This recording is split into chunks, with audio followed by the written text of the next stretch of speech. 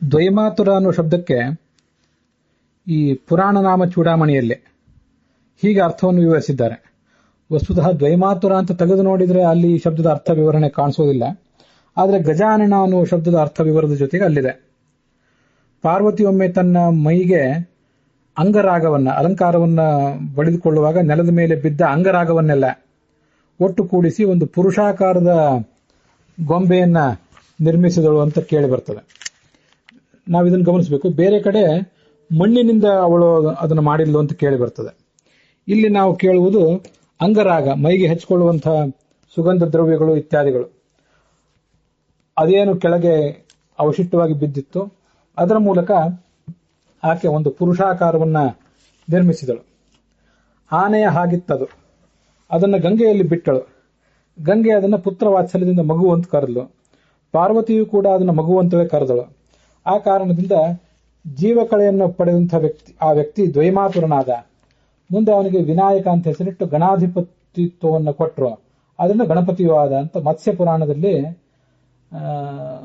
ಮತ್ತೆ ಸ್ಕಂದ ಪುರಾಣದಲ್ಲಿ, ಮತ್ಸ್ಯ ಪುರಾಣದ 153ನೇ ಅಧ್ಯಾಯ ಇದ್ದಿರಬೇಕು, ಸ್ಕಂದ ಪುರಾಣದ ಕೌಮಾರ ಖಂಡದ 28ನೇ ಅಧ್ಯಾಯ ಇದ್ದಿರಬೇಕು. ಈ ಮಾಹಿತಿ ನಮಗೆ ಪುರಾಣ ನಾಮ ಚೂಡಾಮಣಿಯಲ್ಲಿ ಕಾಣಿಸ್ತದೆ. ಈಗಾಗಲೇ ಹೇಳಿದಂತೆ ಅಮರಕೋಶದ ಸುಧಾ ವ್ಯಾಖ್ಯಾನದಲ್ಲಿ ಪ್ರಥಮ ಕಾಂಡದ 33ನೇ ಶ್ಲೋಕದಲ್ಲಿ ದ್ವೈಮಾತುರ ಗಣಾಧಿಪ, ದ್ವೈಮಾತುರ ಅಂತಂದ್ರೆ ದುರ್ಗಾ ಮತ್ತೆ ಚಾಮುಂಡ ಅನ್ನುವಂಥ ಎರಡು ರೂಪಗಳಿಂದ ಆತನಿಗೆ ತಾಯಂದಿರಿದ್ರು ಅಂತ. ಇದಿಷ್ಟೆಲ್ಲ ಅಲ್ಲದೆ ಈ ಶಬ್ದಕಲ್ಪದ್ರುಮ ವ್ಯಾಖ್ಯಾನದಲ್ಲಿ ಆತನ ಬಗ್ಗೆ ಮತ್ತೂ ಒಂದು ವಿಶಿಷ್ಟವಾದಂತಹ ಮಾಹಿತಿ ಕಾಣಿಸ್ತದೆ.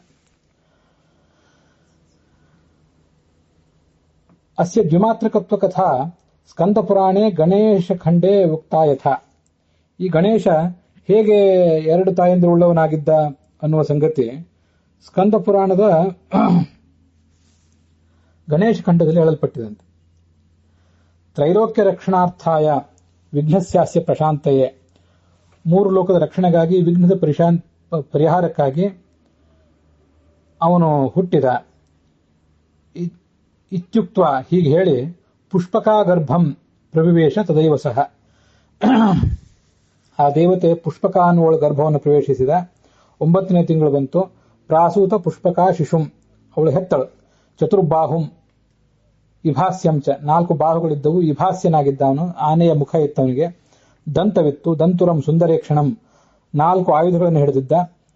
ದೃಷ್ಟ್ವಾ ಸಾ ಕ್ರಂದನಂ ಚಕ್ರೆ ಅರಿಷ್ಟಮೇತತ್ ಕಿಮಾಗತಂ, ಇದೇನೊಂದು ಅರಿಷ್ಟ ನನಗೆ ಹುಟ್ಟಿತಲ್ಲ ಅಂತ ಅವಳು ಬಹಳ ಖೇದಪಟ್ಟಳು, ಆ ಪುಷ್ಪಕ ಅಂತನ್ನುವಳು.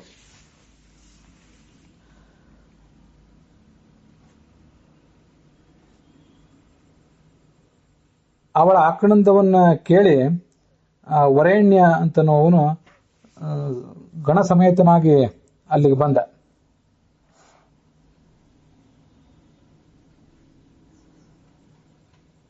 ಆ ವರೇಣ್ಯ ಅಂತನವನು ಯಾರು ಅಂತನ್ನೋದನ್ನ ನಾವು ಅಲ್ಲೇ ನೋಡಬೇಕು. ಆವಿರ್ಭವಿಷ್ಯೇ ಸದನೇ ವರೇಣ್ಯಸಿ ಮಹೀಪತೆ, ವರೇಣ್ಯ ಅನ್ನುವ ಹೆಸರಿನ ರಾಜ ಅಂತ ಇಷ್ಟು ಮಾತ್ರ ನಮ್ಗೆ ಅಲ್ಲಿ ಕಂಡು ಬರ್ತದೆ.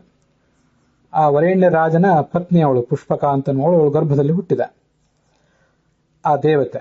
ಆಗ ವರೇಣ್ಯ ಅಲ್ಲಿ ಬಂದ, ಅದನ್ನು ನೋಡಿದ. ಅವನಿಗೂ ಆಶ್ಚರ್ಯ ಆಯಿತು. ಸೇವಕರಿಗೆ ಹೇಳಿದ, ತ್ಯಜತೈನಂ ಸರೋವರ, ಒಂದು ಸರೋವರದಲ್ಲಿ ಬಿಟ್ಟು ಬಂದ್ಬಿಡಿ.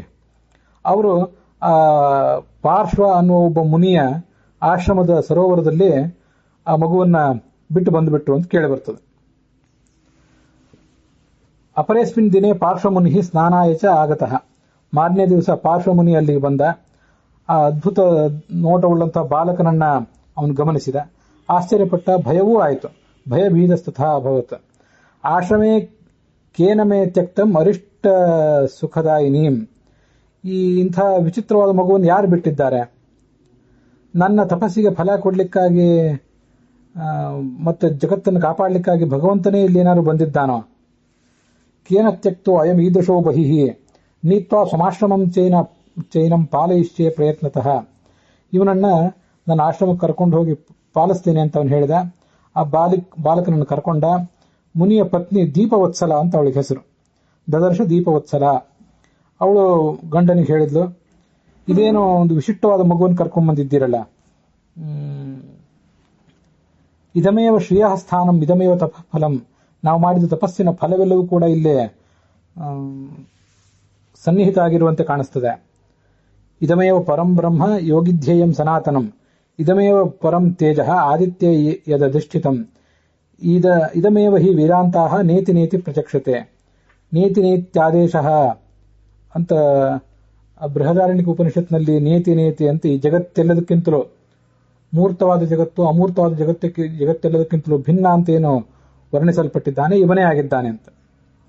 ಹೀಗೆ ಅವಳು ಹೇಳಿ ಭರ್ತುರಾದಾಯ ಬಾಲಕಂ, ಗಂಡನಿಂದ ಮಗುವನ್ನು ತೆಗೆದುಕೊಂಡು ಸ್ತನಪಾನಂ ದದೌ ತಸ್ಮೈ ತತಃ ಸ ದೀಪವತ್ಸಲ ದ್ವಿತೀಯ ಚಂದ್ರವದ್ಬಾಲ ವೃದ್ಧಿಂ ಯಾತೋ ದಿನೇ ದಿನೇ. ಹೀಗೆ ಆ ಮಗು ಪ್ರತಿನಿತ್ಯ ಅಲ್ಲಿ ಬೆಳೆಯಿತು ಅಂತ ಕೇಳಿ ಬರ್ತದೆ. ಇದು ಗಣೇಶ ಹೇಗೆ ದ್ವೈಮಾತುರ ಆದ ಅಂತ ಅನ್ನೋದಕ್ಕೆ ಒಂದು ಸುಧಾ ಅಮರಕೋಶದ ವ್ಯಾಖ್ಯಾನದಲ್ಲಿ ಕಂಡು ಬಂದದ್ದು, ಇನ್ನೊಂದು ಪುರಾಣ ನಾಮ ಚೂಡಾಮಣಿಯಲ್ಲಿ ನಮಗೆ ಕಂಡು ಬಂದದ್ದು, ಮತ್ತೊಂದು ಶಬ್ದ ಕಲ್ಪದ್ರುಮದಲ್ಲಿ ಕಂಡು ಬಂದದ್ದು. ಅದನ್ನು ಹೇಳಿದ್ದೇನೆ. ಮತ್ತು ಎಲ್ಲಾದರೂ ಇದ್ರ ಬಗ್ಗೆ ಗಣೇಶ ಹೇಗೆ ಎರಡು ತಾಯಂದಿರನ್ನು ಪಡೆದ ಅನ್ನೋ ಮಾಹಿತಿ ನಿಮಗೆಲ್ಲರೂ ಸಿಕ್ಕರೆ ಅದನ್ನು ಕೂಡ ನನಗೆ ನೀವು ತಿಳಿಸಬೇಕು. ಅದನ್ನು ನಾವು ಸಂಗ್ರಹ ಮಾಡಿ ಇಟ್ಕೊಳ್ಳಿಕ್ಕೆ ಅನುಕೂಲ ಆಗ್ತದೆ.